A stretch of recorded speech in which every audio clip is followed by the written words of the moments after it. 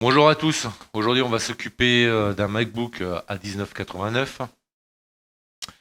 Ce MacBook a subi un dégât liquide.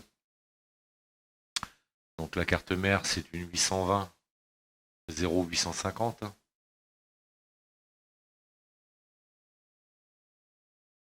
Voilà. Le dégât liquide est passé par le type C, comme bien souvent. Voilà. Condensateur, résistance, ça a brûlé à ce niveau-là. Forcément, comme il y a du 20 volts. Donc le CD3215 là. Problème sur ce modèle, c'est que vous avez une ligne d'alimentation 1,8 volts. Donc si le CD3215 a éclaté, ça risque, il y a le risque, on va dire, que ça soit parti dans la PMU. La PMU, c'est celle-là. Si vous l'avez sur le microscope, on verra mieux. C'est des 3215 là. Ça brûlait un peu tout le tour. Ça, on verra après. Bon, comme je vous disais, il y a du 1,8 V, une ligne 1,8 V qui va à la PMU. La PMU, elle est là. Le 1,8 V, il est par ici.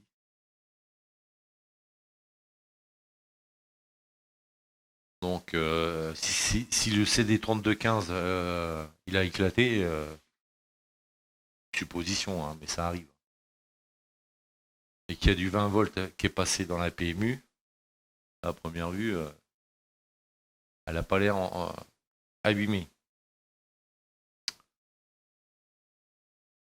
Donc, cette PMU-là, elle sert d'alimentation pour la puce T2 qui est là, en dessous, là, en dessous le cache noir.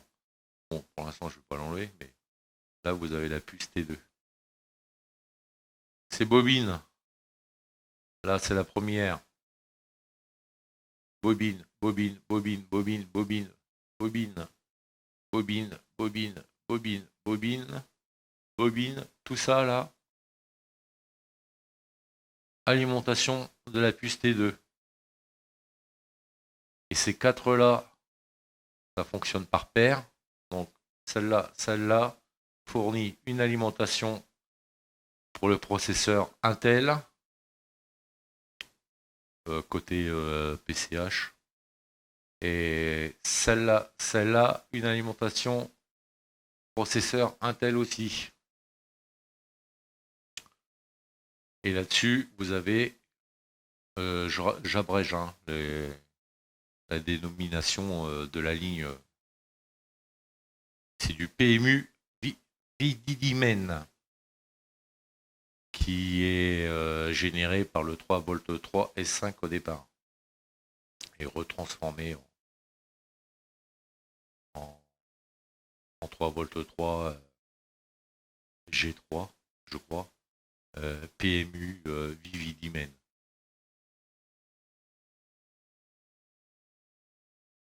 Donc ça, cette PMU-là, ça n'aime pas les courts-circuits. Tous les circuits 3V3, là-bas, ça part. C'est pareil, les contrôleurs viennent là et et en fin de compte, cette puce T2 check c'est un coprocesseur qui gère des sécurités. Si tout est bon, cette PMU va autoriser cette charge et d'autres composants à se déclencher pour générer la séquence de démarrage. Si lui, la puce T2 dit je suis pas d'accord, La PMU ne donnera pas l'autorisation à certains composants de se mettre en route pour pouvoir allumer, pour qu'il y ait une séquence de démarrage sur la carte mère.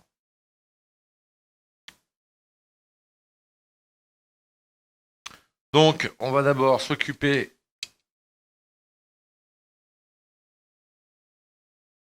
CD3215.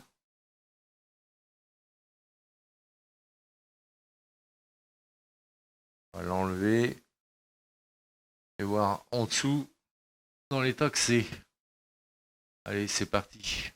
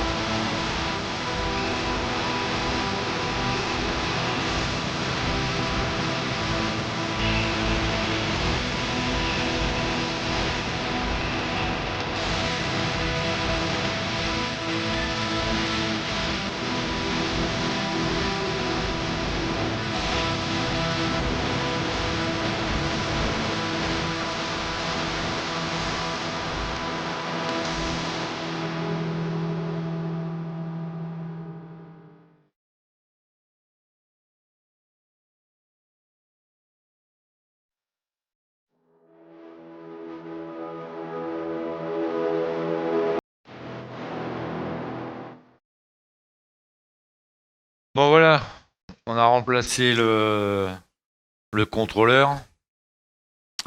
On a remplacé des condensateurs, des résistances. On a refait une piste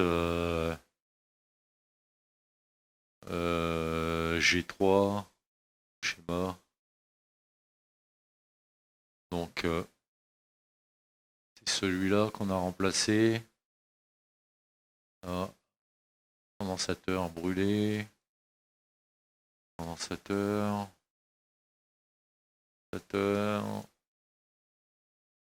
Condensateur. Là, les deux résistances. 8 kOhms. PP bus G3 coupé. Là, il y avait une piste qui venait ramener le pad. Donc, on l'a repris. On a refait une nouvelle piste. On a remis de nouvelles résistances. On a repris. On a refait un pont avec une nouvelle piste sur celle-là. Et on est reparti sur l'autre. Ici. Pour faire la boucle. Tension très importante pour pouvoir faire fonctionner les contrôleurs.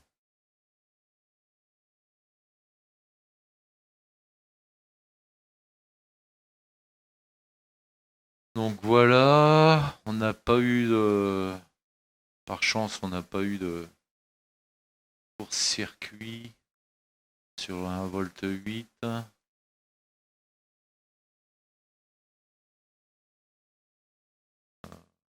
Qui...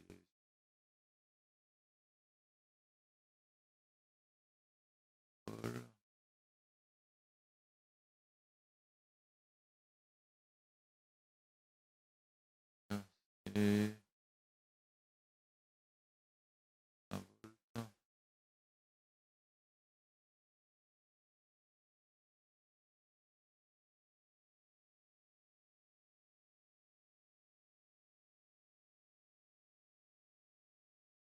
Z.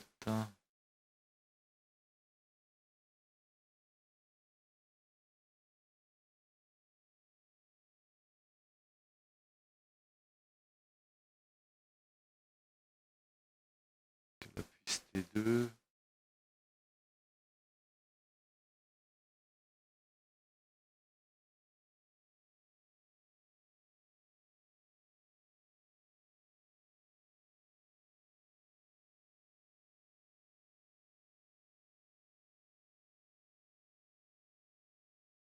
Celui-là qui m'intéresse.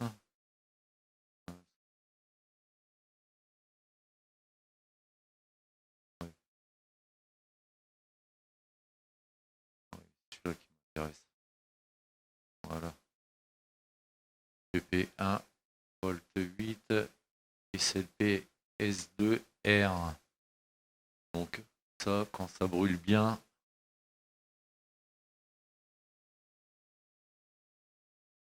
quand ça génère du 20 volts, on peut partir dans la PMU. Et dans la PMU, on a l'étage, mais on va aussi dans le T2.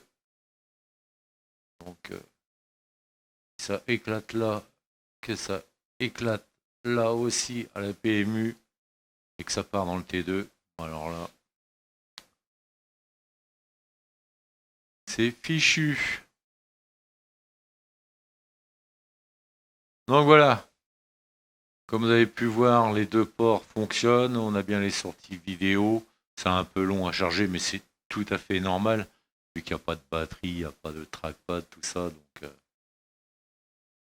maintenant, ce qu'on va faire, on va faire un backup du SOC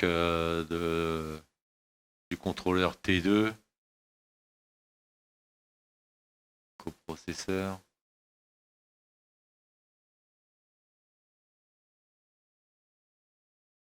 On va faire une sauvegarde du SOC au cas de... C'est pas Si quelqu'un fait une installation qui se passe mal, que, que le contrôleur, il n'y a plus d'image, que le contrôleur il se retrouve KO et qu'il faut le réactiver, on peut le réactiver en mode DFU, mais des fois en DFU ça se passe pas bien non plus. Donc avec une sauvegarde, euh, ça nous aidera bien à récupérer en cas de désactivation. Donc, je vais faire un backup du SOC. Je vais changer la pâte thermique. Et je remettrai dans le châssis, mais par contre, je vous ferai pas d'essai sur la dalle. La dalle, elle est morte. Il y a deux grosses taches noires à l'intérieur. On voit que le LCD est, est mort. Et donc, si jamais il y a un court-circuit et que ça redescend sur cette petite nappe là, ça peut partir dans le CPU et dans le CPU et graphique. Hein. Et graphique et détruire le graphique du CPU. Voilà. Donc c'est même pas la peine. Faut pas tenter sa chance avec ce genre d'opération avec une dalle où le LCD est mort parce que ça peut très mal se terminer. Parce que là, pareil, hein, si on détruit un CPU là-dessus, au secours. S'il faut annoncer une réparation qui commence bien et qui se termine avec un CPU d'HS, tout ça parce qu'on a voulu essayer avec une dalle qui a le LCD complètement mort. Une bêtise monumentale. Donc voilà, je remonte tout ça, j'essaierai de refaire un test, vous montrer un test en externe et je vous reprends juste après.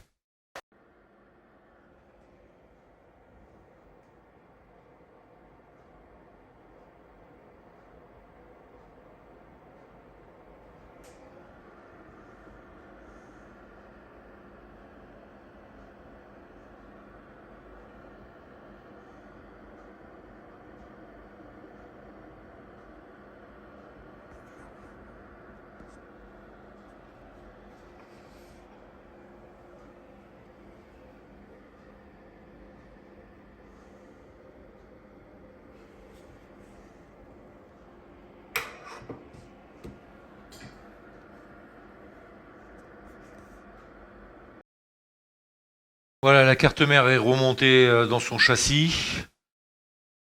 MacBook A1989 de 2019. Donc pas de thermique remplacé, un backup de la puce T2, des données microprogrammes. En cas de problème, on pourra le restaurer si ça passe pas en DFU. Donc la dalle, comme je vous dis, est complètement éclatée. Je sais pas si on verrait, mais là il y a des taches. Il y en a partout là. Je disais deux, mais en fin de compte, il y en a un, deux, trois, quatre, cinq. Le LCD, il est complètement éclaté. Donc, remonter ça, tester avec ça, c'est prendre le risque, un grand risque, de tuer le CPU au niveau graphique. Hein. S'il y a un court-circuit, ça redescend, ça va directement dans tout ce qui est gestion graphique. Un CPU de mort, on aura tout gagné. Donc, pour moi, c'est terminé celui-là. Le restant sera fini par l'autre professionnel qui me l'a confié pour la réparation de la carte mère. Donc, celui-là, terminé, fonctionnel. En espérant que cette vidéo vous a plu, bonne journée et à la prochaine.